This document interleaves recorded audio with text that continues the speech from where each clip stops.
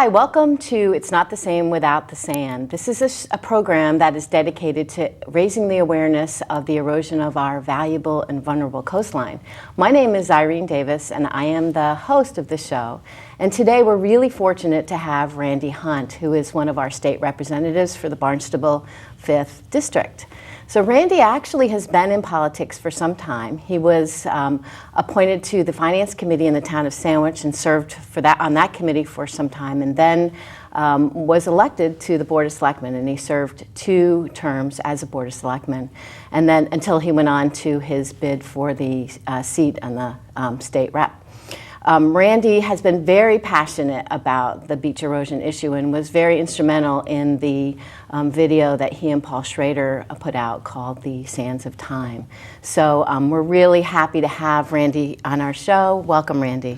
Thank you for allowing me to be here, Irene. It's always good to be on community access television again. Yep. In fact, you were instrumental. I got started throwing popcorn at the TV, watching channel 13, 14, and 15. Yeah. And it motivated me to get down here and start my own show. So that's really kind of how I got into this whole thing. So the circle comes back around again. Of course, yeah. And I enjoy it. So I want to start out just by asking, I know that you came from Texas and you came to Sandwich, Massachusetts. What brought you here and what attracted you to Sandwich? Well, I grew up in El Paso, Texas, which is in the far westernmost piece of Texas, where New Mexico and Texas all come together at the Rio Grande. And it was an opportunity that I got actually earlier to go with my accounting firm. I was with Pete Marwick, at the time is now called KPMG, to go up to New York City for a couple of years. And we lived in Darien, Connecticut, and kind of fell in love with the 4 seasons. Down in the South, the spring and the fall are inconsequential as far as seasons go. Right. And I really enjoyed looking out the window every day while I'm shaving through the whole season of spring to see everything coming out over a 3-month period. Believe it or not, it's 3 months long up here. So I fell in love with that. Then I get the opportunity later, when I was working in Dallas, I took a job with a company that had a manufacturing plant across the river from El Paso, Texas, and I took that job, became a plant manager of a plant owned by a company that was based in New Bedford, and that's the connection back here. So they had a CFO, a chief financial officer, that was within a few years of retiring. They thought that having a CPA that had plant management experience would be great, learn the business from the production end of things, and so I did that. I finally came up here in 1998 permanently and became the CFO there.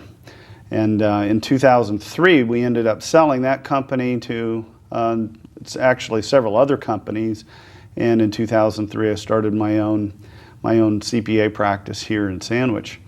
So one of the things that people do ask me from time to time is, do I miss it down there? And I have to say, no, I just absolutely love it here, every bit, including the snows. Yes. You know, I don't mind pushing around my snow blower, and of course this summer there was hardly any of that. But this winter, yeah. This winter, yes, yeah. right. But it was a great winter. Yeah, it was terrific.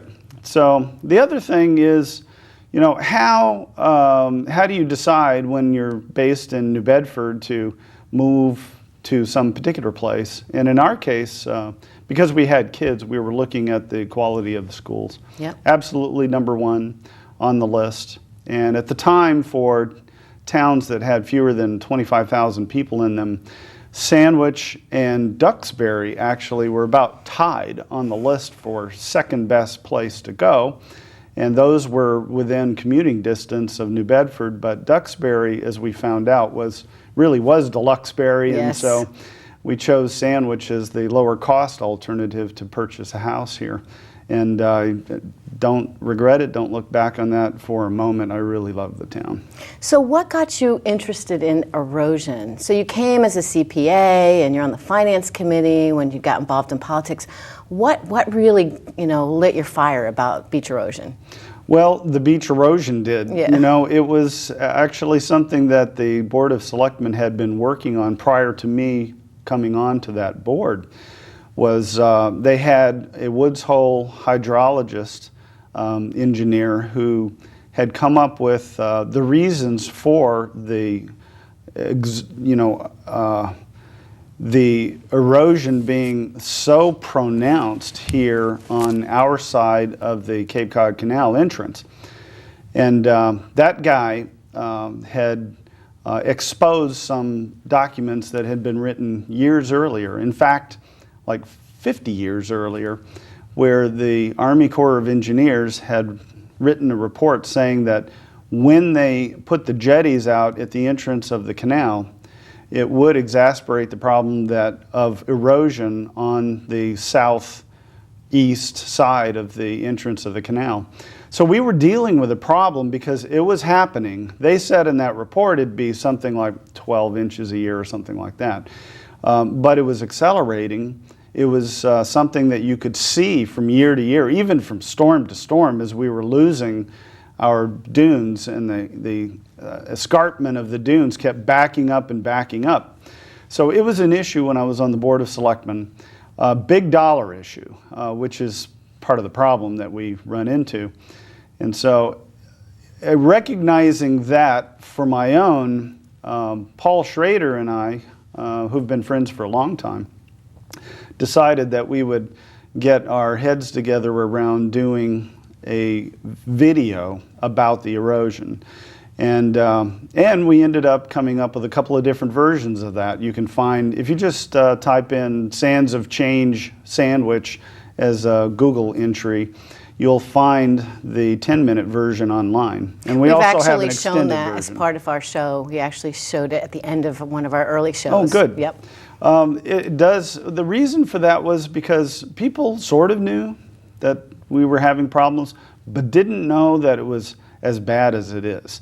And it's bad. And I know that you live down there on Town Neck, and you see it firsthand. To be honest with you, we're in the process of getting some permitting to do some work on our house. And so we had our property surveyed 18 months ago and recently, and we lost 20 feet in 18 months. So it's not 12 inches a year, it's not 1 to 3 feet a year. And I'm sure that the town beach lost that much as well, because they moved those steps back 23 feet last year. We did. Well, over the years, we have brought that step, the series of steps that go down to the beach, back a number of times. Right. And at one time, it was poking out about 20, 25 feet over the edge of the dunes. It had backed up that much. And so that was a measuring stick that everybody could see. Was the boardwalk was just hanging out there over nothing. And so it was very dramatic in seeing the photos of how much dune we actually lost. We had done a re-nourishment program a few years ago.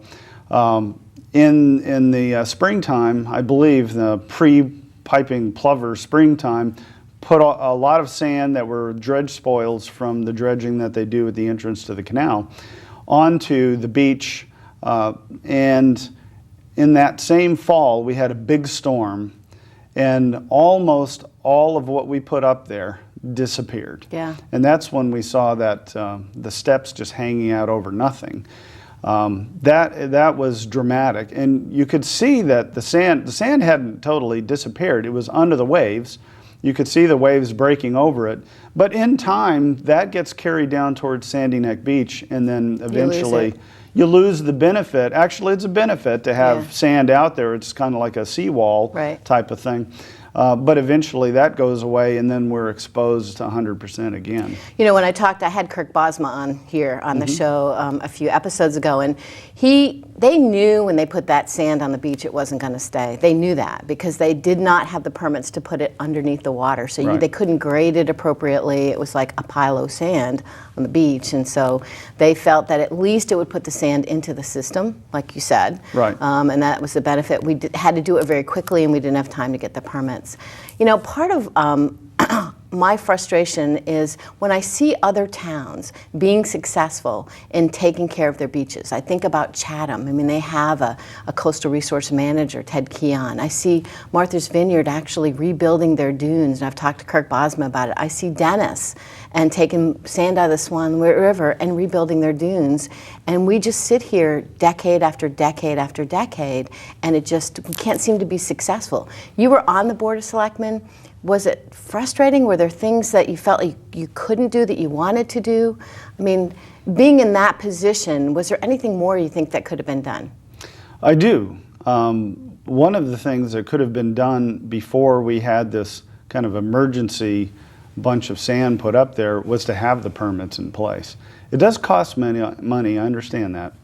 But I think we've dragged our heels too long. And I think that fundamentally, Sandwich looks at its beach resource a little differently than you do down in Dennis and certainly Chatham and Martha's Vineyard, those places, because this, quite frankly, isn't a beach that attracts the huge number of visitors that come to Cape Cod. They want to be on the south side. The water's 8 to 10 degrees warmer. The beaches are kept in much better shape because there's a huge amount of traffic there.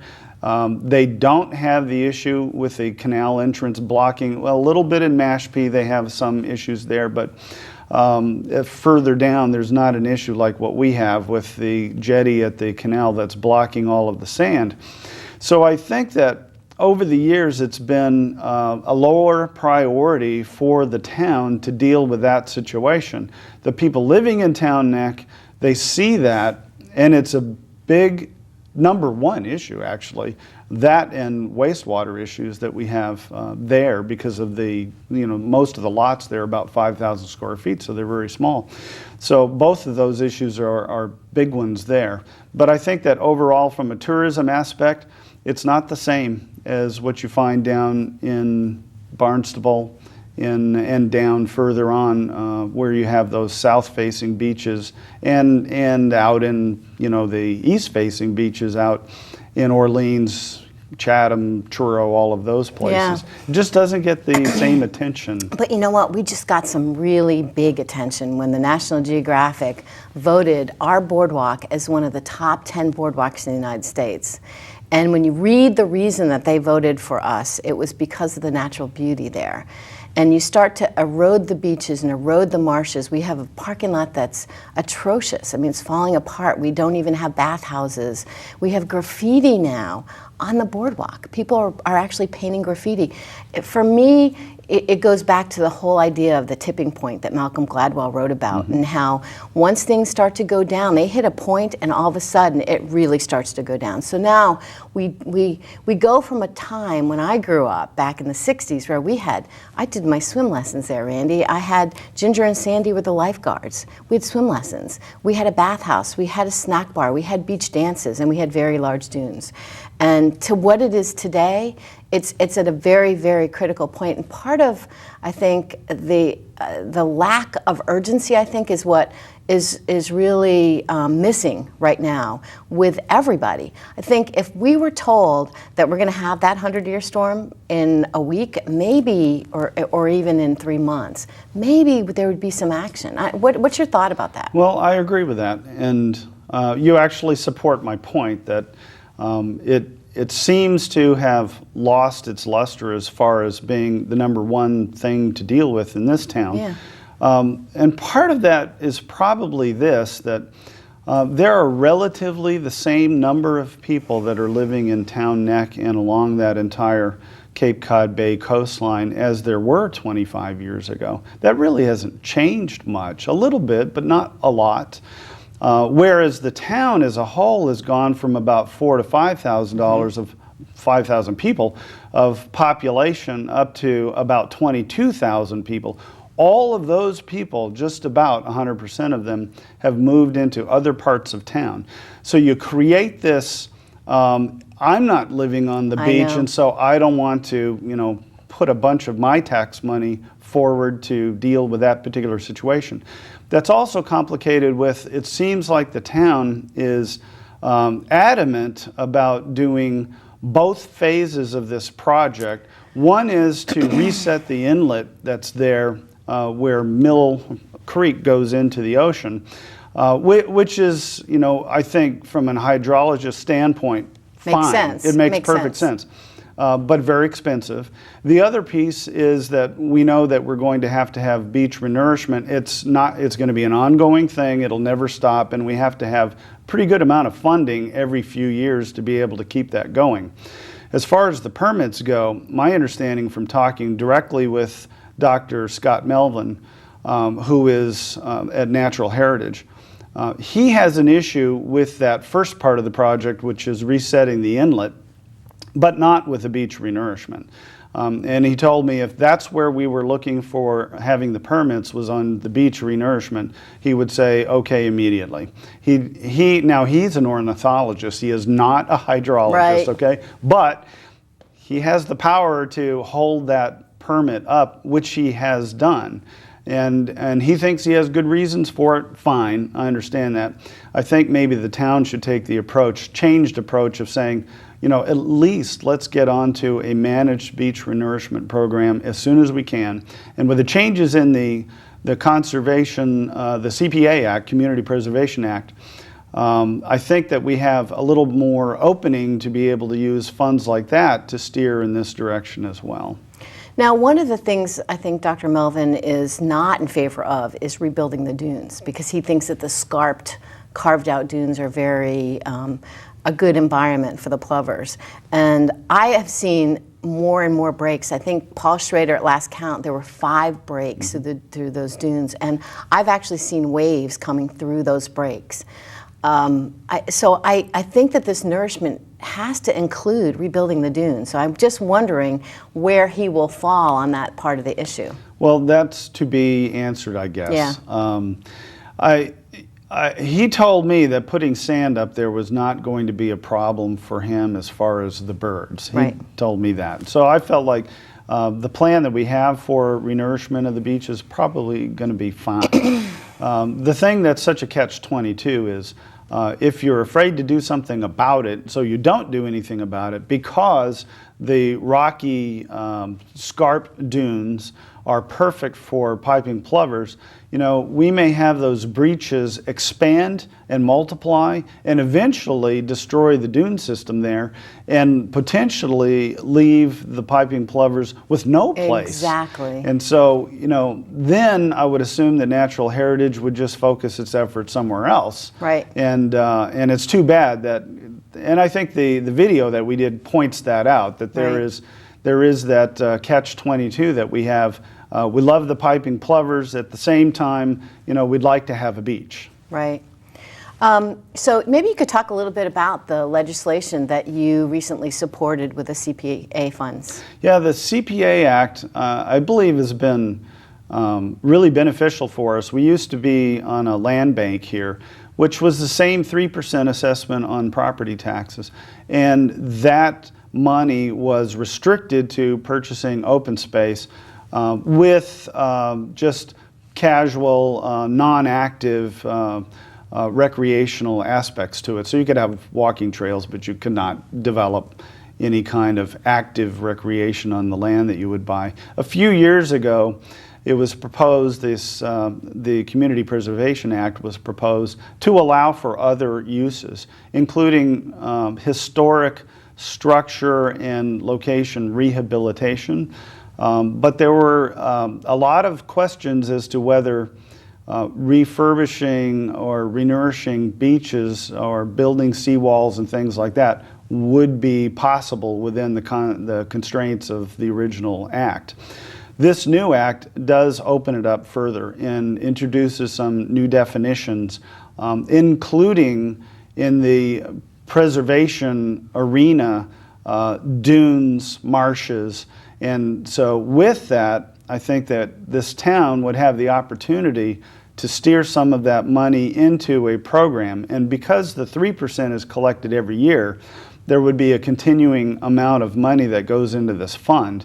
And we could decide as a town that we want to earmark some piece of that to deal with this issue so that we have a continuing supply of funds to work on the project. Because it is something you can't stop. Taking care of the maintenance. But can we talk a little bit about the Section 111? Sure. So the Section 111 is a study that the Army Corps of Engineers would do to determine if they are responsible for the problems that we're having, I believe, and if they are 100%, or the federal government has funds to 100% mitigate this problem. Yeah, whether the federal government has the funds or not is a question. But you're correct. In a Section 111, by the way, the request for that study and all of the background information was put to the Army Corps of Engineers quite a long time ago. Many years ago. Many years yes. ago. And we got a commitment in a letter from, I believe it was around August of 2010, that we would absolutely have an answer by the end of September or October, something, maybe it was November, but it was still 2010. They said, we will have that done and give you an answer on it. And that was done at the request of our congressman and our 2 senators. But that wasn't a 111. That was actually a different study, correct? I agree, but none of them have come through. No, I know. And so there are 2 different pieces of this. And the 111 we still haven't received. Neither have we received the one that would be 50% funded by the feds, 25% by the state, probably through block grants that come from the feds anyway, and 25% from the town.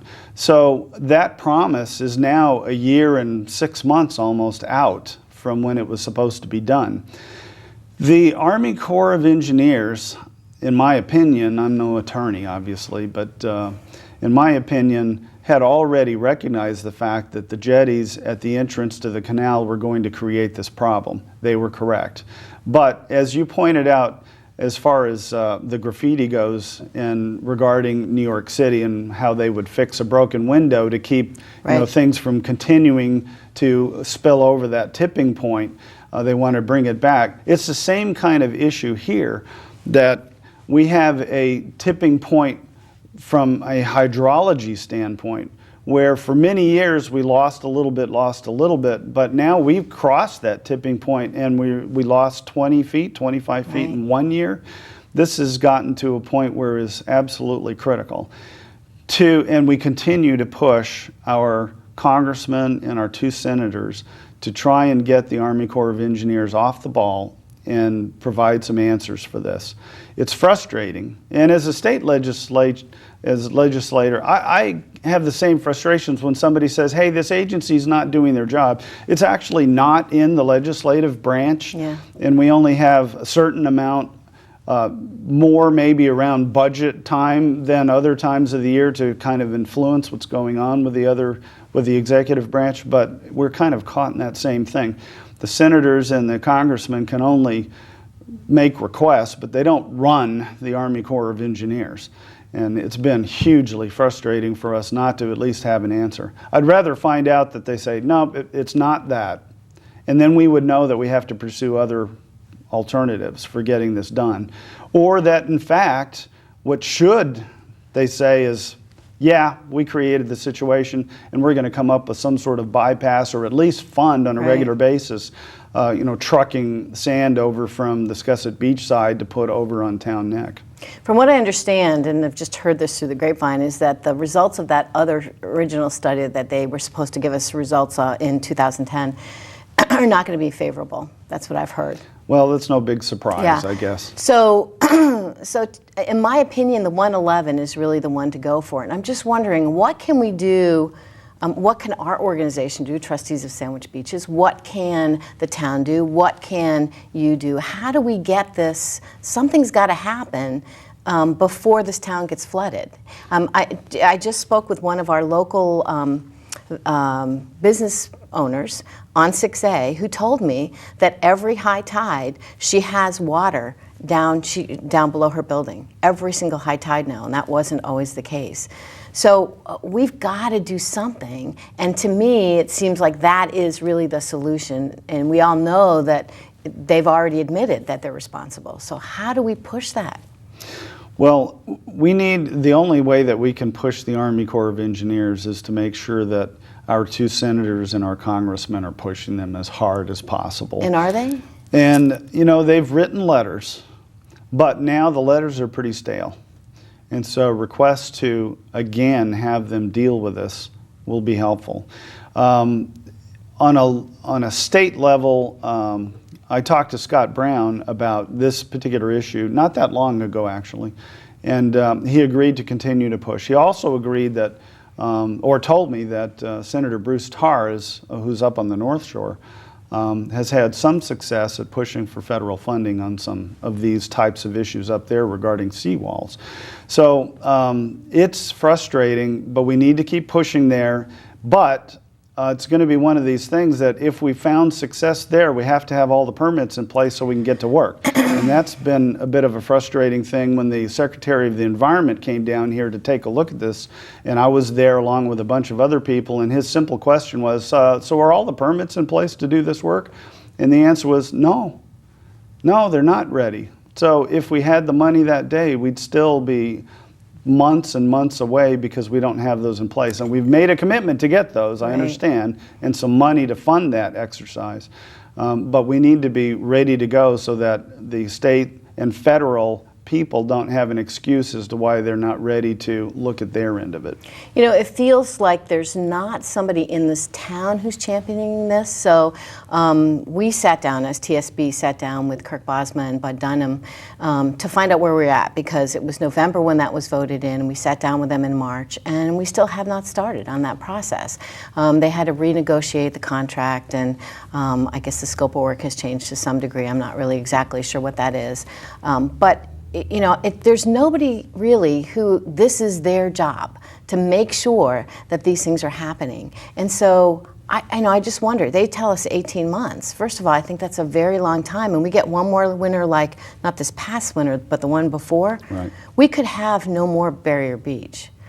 So, you know, it's just painfully slow. Everything's painfully slow, and I would love it if we had a Ted Keon, or we could share maybe with some of the local towns, somebody who that's their job on our end to make sure these things happen. Well, the most direct way to influence that is to have one of the selectmen being on top of this and just make it their marching orders. There is a lot of influence that that board has over the town manager and what the town manager does. And like we started off in the show by saying that it doesn't seem to have the top priority, until it does, we're going to see things just move along at its own leisurely pace, while nature is unlikely to accommodate us. Right. And then the people who are not near the beach, maybe the ones in South Sandwich and Forestdale, may actually kind of start to be concerned about this, because it will affect everybody in this town. We think our taxes are high now. You can imagine what will happen if we get flooded. We'll be broke. Just from the amount that we'd have to spend to fix it. Right. And for the property that gets destroyed, there is no, other than the land that's left, there's no tax bill on those properties. So think about it. Just the mathematics say that, you know, if those come off the list, everybody else is going to have to share in that, besides having to come up with the money to fix the problem. That's right. There's one other issue I want to talk about before we finish, and that is the fact that the Town Neck Barrier Beach is on the National Registry to be protected, as well as Jarvisville. Does that get us anything, any leverage? Because if it's a barrier beach, it's supposed to be protected by the federal government. Is that sort of something that we can push forward on? I think so, Irene. It's something that wasn't front and center on what I've seen as far as our application goes. And so it seems like a little bit of a different angle in that. Yes, the practical side of it is with Congress and with these sequestration bill that they have, that the Congress is going to have to do something about by the end of this year. Otherwise, we're going to see across the board cuts. The money part of it, which is the practical side, are we going to have funds available from the feds to help us do this, is in question. Right. I think our arguments actually today for everything that we've provided are great arguments.